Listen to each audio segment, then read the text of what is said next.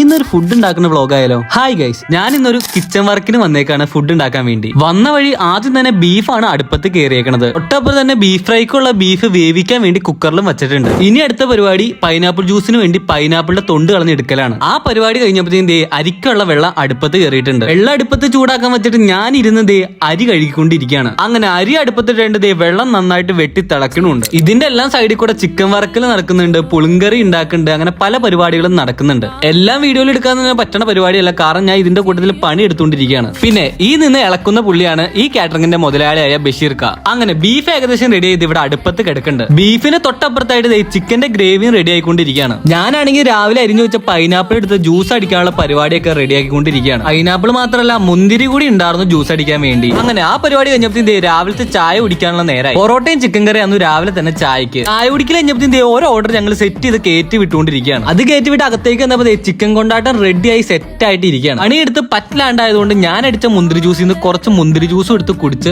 Rest എടുത്തുകൊണ്ടിരിക്കുകയാണ് ഞാൻ. ഇനിയുള്ളതെല്ലാം ചെറിയ ചെറിയ ഓർഡറുകളാണ്. അതിനുള്ള സാലഡ് ഒക്കെ പാക്ക് ചെയ്തുകൊണ്ടിരിക്കുകയാണ് ഞാൻ. അങ്ങനെ ഉച്ച ആവാറായപ്പോൾ ചെറിയ ചെറിയ ഓർഡറൊക്കെ പാക്ക് ചെയ്ത് സെറ്റ് ചെയ്ത് വെച്ചിട്ടുണ്ട്. അപ്പോൾ ഇന്നത്തെ കുട്ടി കിച്ചൺ വ്ലോഗ് ഇത്രയേ ഉള്ളൂ. അപ്പോൾ അടുത്ത വീഡിയോയിൽ കാണുന്നവരെ എല്ലാവർക്കും ബൈ.